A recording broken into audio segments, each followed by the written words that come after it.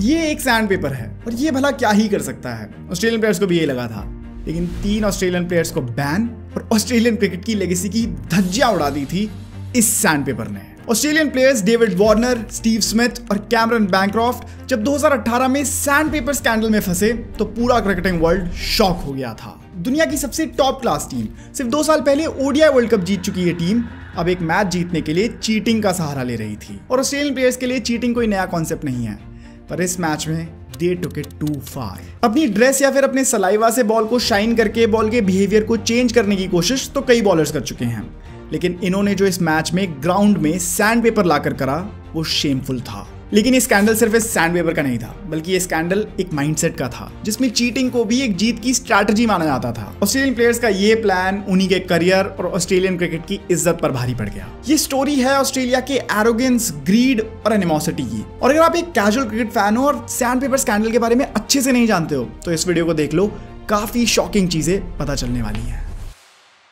2018 के मार्च में Australian cricket team एक 4 टेस्ट मैच की सीरीज के लिए साउथ अफ्रीका के टूर पर जाती है और इस सीरीज की शुरुआत से ही कंट्रोवर्सीज की लड़ी लग गई थी। इस सीरीज में सैंड पेपर स्कैंडल ना भी हुआ होता तो भी ये सीरीज क्रिकेट की one of the most controversial series में गिनी जाती, क्योंकि उस इंसिडेंट से पहले ही दोनों टीम्स के बीच मामला इतना गर्म हो गया था कि ये दोनों टीम्स एक दूसरे की दुश्मन बन गई थी। ऑस्ट्रेलियन प्लेयर्स हमेशा से एक एरोगेंस में रहे हैं कि क्योंकि वो 5 बार वर्ल्ड कप उस वक्त तक जीत चुके थे तो उनसे बेहतर जीतने की कला को तो और कोई नहीं जानता, और फिर वो चाहे किसी भी तरीके से जीते, बाय हुक और बाय क्रूक, लेकिन उनके जीतने के तरीके कभी गलत नहीं हो सकते।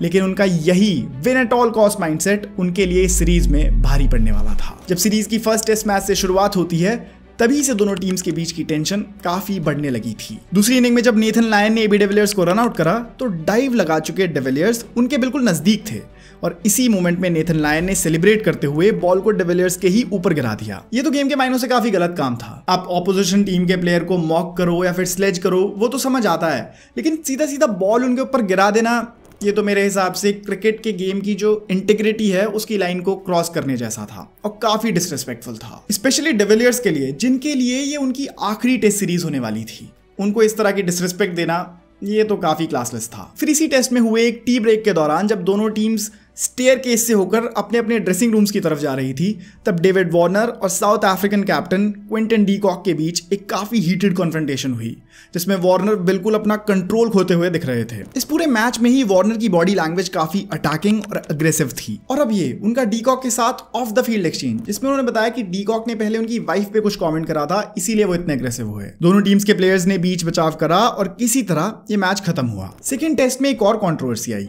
जिससे south African bowler Kagiso Rabada को 2 मैचेस के लिए बैन मिलने वाला था। कगिसो रबाडा ने जब स्टीव स्मिथ की विकेट ली तो उसके बाद सेलिब्रेट करते हुए उनके कंधे टकरा गए और इसी को फिजिकल कॉन्टैक्ट मानते हुए रबाडा पर 2 मैचेस के लिए बैन लगा दिया गया। लेकिन अगर आप भी इस कॉन्टैक्ट को देखोगे तो आपको इसमें कुछ भी इंटेंडेड या फिर ब्रूट फोर्स जैसा नहीं दिखेगा। हम क्लियरली देख पा रहे हैं कि ये गलती से टकरा गए। साउथ अफ्रीकन बोर्ड ने सस्पेंशन पर अपील करी और क्योंकि इस कॉन्टैक्ट का नेचर अग्रेसिव नहीं था इसीलिए कगिसो रबाडा पर लगे हुए इस सस्पेंशन को हटा दिया गया और यहां से इन दोनों टीम्स की एंट्री होती है सीरीज के 3rd टेस्ट में, या फिर कहूं कि इंटरनेशनल क्रिकेट के आज तक के सबसे कंट्रोवर्शियल टेस्ट में। अब तक एक टेस्ट ऑस्ट्रेलिया ने जीता था और एक टेस्ट साउथ अफ्रीका ने, और इस सीरीज में अब आगे बढ़ते हुए ये दोनों ही टीम्स किसी भी तरह बस इस सीरीज को जीतना चाहती थी क्योंकि इस पॉइंट तक इनके बीच की एनिमोसिटी, इनके बीच का गुस्सा अपने पीक पर पहुंच गया था। और अब ऑस्ट्रेलिया उस मोड में आ गई थी जहां उनका मानना है कि विन एट एनी कॉस्ट, फिर चाहे वो कॉस्ट कुछ भी क्यों ना हो। 24 मार्च 2018 साउथ अफ्रीका के केप टाउन शहर में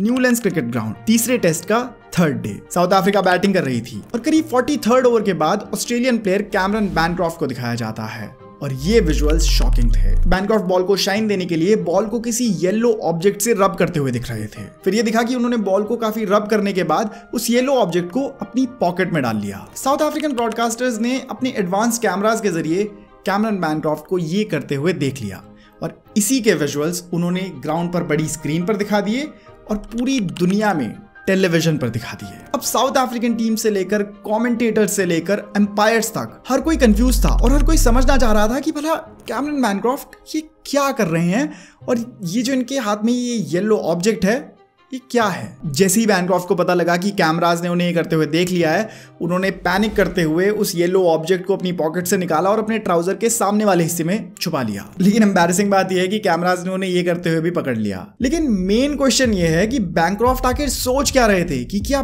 कोई कैमरा उन्हें नोटिस नहीं करेगा। उस मैच में करीब 50 कैमराज थे, वो भी 50x जूम के साथ। ऐसा सोचना भी एक बड़ी बेवकूफी है कि साउथ अफ्रीकन ब्रॉडकास्टर्स उन्हें करते हुए पकड़ेंगे नहीं। भगवान जाने वो क्या सोच रहे थे। इसीलिए बड़े बूढ़े कहते हैं कि नकल के लिए भी अकल चाहिए होती है। बट अब स्टोरी पे वापस आते हैं। एम्पायर्स इससे काफी कंसर्न थे और इसीलिए उन्होंने बैनक्रॉफ्ट को अपने पास बुलाया और उनसे पूछा कि ये जो येलो चीज तुम अपनी जेब में छुपा रहे हो ये आखिर क्या है। तब बैनक्रॉफ्ट ने बड़ी चालाकी से अपनी पॉकेट से एक माइक्रोफाइबर क्लॉथ को निकाला जिससे वो अपने सनग्लासेस को साफ करते थे और एम्पायर को दिखाया कि ये इसे इस्तेमाल कर रहा था। मैं वो बॉल पे थोड़ी घास लग गई थी, उसको साफ कर रहा था। इसी डिस्कशन के दौरान कैप्टन स्टीव स्मिथ और वाइस कैप्टन डेविड वार्नर को टेलीविजन पर दिखाया गया और इन दोनों की शक्लों पर अब 12 बजे हुए थे, क्योंकि ये जानते थे कि कैमरन बैनक्रॉफ्ट तो चलो एक जूनियर प्लेयर है, लेकिन अगर इनकी चोरी पकड़ी गई तो पूरा बिल इन्हीं के माथे पे फटेगा। अब क्योंकि एम्पायर्स को पता था कि बॉल टेम्परिंग करने की कोशिश हुई है, तो एम्पायर ने बॉल को चेक किया, लेकिन बॉल में कोई नुकसान नहीं हुआ था। और ऐसे में साउथ अफ्रीकन टीम को ऑप्शन दिया गया कि वो इस बॉल के साथ खेलना चाहते हैं या फिर इसे रिप्लेस करना चाहते हैं। लेकिन क्योंकि बॉल में कुछ चेंज हुआ ही नहीं था, इसलिए उन्होंने गेम को ऐसे ही कंटिन्यू रखा। मतलब बैनक्रॉफ्ट ने जिस काम को करने के लिए इतना बड़ा रिस्क लिया था उसमें भी फेल हो गए।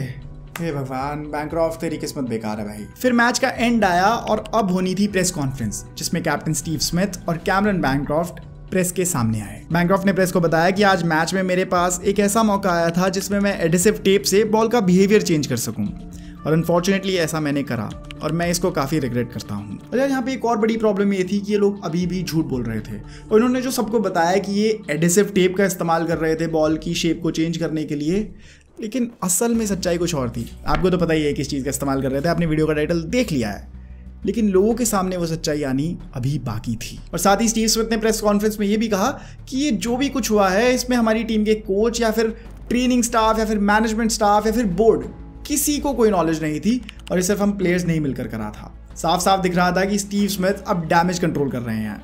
इस वक्त पर ऑस्ट्रेलियन क्रिकेट बोर्ड की तो हालत खराब हो गई होगी, क्योंकि पूरी दुनिया के सामने इतने बड़े बोर्ड की रेपुटेशन अब रिस्क में थी। रिस्क में क्या, मिट्टी में मिल गई थी। ऑस्ट्रेलियन क्रिकेट बोर्ड अब किसी भी तरह इस इंसिडेंट से आगे बढ़ना चाहता था और स्टीव स्मिथ ने इसीलिए सबके सामने कहा कि इसमें बोर्ड या फिर मैनेजमेंट या फिर किसी भी और की इन्वॉल्वमेंट नहीं है और सिर्फ प्लेयर्स की इन्वॉल्वमेंट है, ताकि सारा रिपरकर्शन जो है, जो सारी पनिशमेंट है, वो उन्हीं 2-3 प्लेयर्स के ऊपर गिरे। सोच तो ऐसी रही होगी कि अभी मैं ब्लेम लेकर बोर्ड और मैनेजमेंट को बचा लेता हूँ और बाद में जब मामला ठंडा हो जाएगा तब बोर्ड मुझे बचा लेगी, एक सेटलमेंट।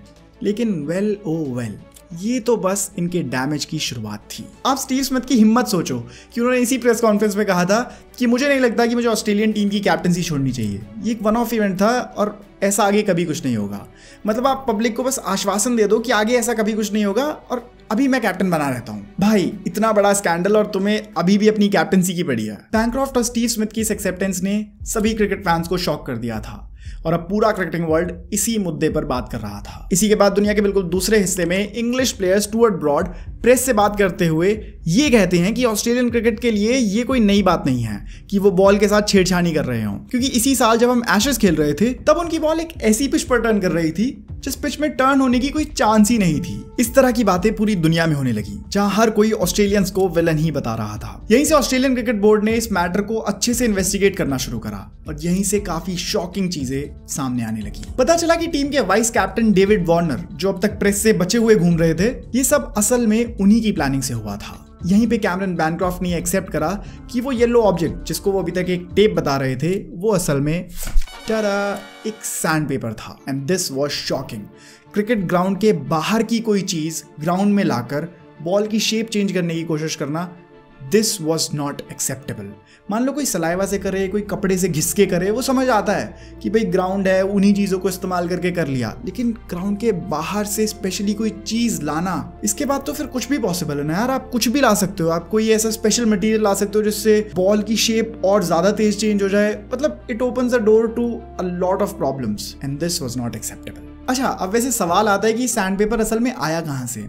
मैं आपको बताता हूँ। सैंडपेपर किसी बैट्समैन के लिए कोई अनजान चीज नहीं है। एक बैट्समैन अक्सर अपने किट बैग में एक सैंडपेपर रखता है जिसका इस्तेमाल वो अपने बैट के सरफेस को प्लेन करने के लिए करता है, लेकिन अक्सर ये सैंडपेपर उनके किट बैग तक ही रहता है। लेकिन यहाँ पर कुछ अलग हुआ। जब मैच के बीच टी ब्रेक हुआ तब ऑस्ट्रेलिया के कुछ प्लेयर्स ने मिलकर एक प्लान बनाया। वो जीत के इतने भूखे हो गए थे कि उन्होंने सैंडपेपर से बॉल टेम्परिंग करने के रास्ते को चुना। पता चला कि इसमें डेविड वार्नर, स्टीव स्मिथ और बैनक्रॉफ्ट डायरेक्टली इन्वॉल्व थे और टीम के दूसरे प्लेयर्स को भी इसकी इनडायरेक्टली नॉलेज थी। 2018 में जब ये बातें पहली बार पब्लिक में आई थी तब मुझे याद है मेरे दिमाग में तो यही आया था कि यार ये अगर कैजुअली इतना सब कुछ कर रहे हैं तो ये पहली बार तो ऐसा नहीं कर रहे होंगे। इन्होंने पता नहीं कितने मैचेस को चीटिंग से जीता होगा, कितने वर्ल्ड कप्स को चीटिंग से जीता होगा। जैसे वो 2003-2007 वाले वर्ल्ड कप्स, उसमें तो टेक्नोलॉजी इतनी एडवांस नहीं थी, इतने जूम करने वाले कैमरास नहीं थे। ये उस टाइम पर ग्राउंड में क्या क्या ले आते होंगे यार। अगर ये 2018 में ये सब कर सकते हैं तो ऑस्ट्रेलियन टीम ने इसके पहले क्या क्या करा होगा। इसी तरह के सवाल अब पूरी दुनिया के क्रिकेट फैंस के दिमाग में चल रहे थे और जिस तरह का एक्शन इन प्लेयर्स के अगेंस्ट लिया जा रहा था वो सैटिस्फाइंग तो बिल्कुल नहीं था। सिर्फ कुछ मैचेस का बैन, यार इतना तो कितनी छोटी छोटी बातों पे मिल जाता है। और ऐसे में उस वक्त के Australian prime minister Malcolm Turnbull interfere करते हैं और ऑस्ट्रेलियन क्रिकेट बोर्ड के चेयरमैन डेविड पीवर को कॉल करते हैं और कहते हैं कि इन प्लेयर्स के अगेंस्ट स्ट्रॉन्ग एक्शन लिया जाना चाहिए, क्योंकि अगर ऐसा नहीं हुआ तो पूरी दुनिया के सामने ऑस्ट्रेलिया की इमेज काफी खराब हो जाएगी। इसी के तुरंत बाद इन तीनों प्लेयर्स को उस टूर से सस्पेंड कर दिया गया। बची हुई सीरीज के लिए टिम पेन को कैप्टन बनाया गया और ग्लेन मैक्सवेल, जो बर्न्स और मैट रेंशो ने इनकी रिप्लेसमेंट के तौर पर टीम में एंट्री ली। इसके बाद तीनों प्लेयर्स की पनिशमेंट्स अनाउंस हुई। डेविड वार्नर और स्टीव स्मिथ को 1 साल के लिए इंटरनेशनल क्रिकेट से बैन कर दिया गया और क्योंकि ये डेविड वार्नर का प्लान था इसलिए उनकी पनिशमेंट ज्यादा स्ट्रिक्ट थी। उनके लिए डिसाइड हुआ कि जब वो टीम में वापस भी आ जाएंगे अपने बैन के हटने के बाद, तब भी पूरी जिंदगी भर वो कभी भी ऑस्ट्रेलियन टीम की लीडरशिप के लिए कंसिडर नहीं किए जाएंगे। मतलब कैप्टन या वाइस कैप्टन वो पूरी जिंदगी में अब ऑस्ट्रेलियन टीम के लिए कभी नहीं बन पाएंगे। वहीं कैमरन बैनक्रॉफ्ट, जो वैसे तो खुद ही सैंडपेपर यूज कर रहे थे, लेकिन क्योंकि एक जूनियर प्लेयर थे और ये ऐसा अपने वाइस कैप्टन डेविड वार्नर के कहने पर कर रहे थे, इसलिए इन पर थोड़ी नरमी बरती गई। बैनक्रॉफ्ट को सिर्फ 9 महीने का बैन थमाया गया और बैनक्रॉफ्ट और स्मिथ के लिए ये कहा गया कि जब ये टीम में वापस आ जाएंगे तब 1 साल तक तो ये कैप्टन या वाइस कैप्टन नहीं बन सकते, लेकिन उसके बाद अगर फैंस की इच्छा हुई और टीम मोराल की इच्छा हुई तो शायद इनको लीडरशिप के लिए कंसिडर कर सकते हैं, लेकिन 1 साल से पहले नहीं। इसी के साथ आईपीएल ने भी इनको 1 साल के लिए बैन कर दिया था और राजस्थान रॉयल्स और सनराइजर्स हैदराबाद, जिसकी कैप्टनसी उस वक्त पर स्टीव स्मिथ और डेविड वार्नर कर रहे थे, इन दोनों ही टीम्स ने इन दोनों को कैप्टनसी से हटा दिया। अच्छा, वैसे अब आपको पनिशमेंट के बारे में पता चल गया है तो आप मुझे बताओ कि जो इन्हें पनिशमेंट मिली वो इनके एक्शन के हिसाब से ठीक थी या फिर कम थी या फिर ज्यादा थी। Does the punishment fit the crime? ये है आज का बड़ा सवाल और इसका जवाब आप मुझे दोगे कमेंट सेक्शन में। इस सब के बाद पूरा क्रिकेटिंग वर्ल्ड इन तीनों प्लेयर्स से, स्पेशली वार्नर और स्मिथ से नफरत करने लगा, क्योंकि ये तो इतने सक्सेसफुल प्लेयर्स थे, इतने पहुंचे हुए प्लेयर्स थे। इन्होंने अभी कुछ टाइम पहले ही वर्ल्ड कप जीता था और अब ये चीटिंग का सहारा ले रहे थे।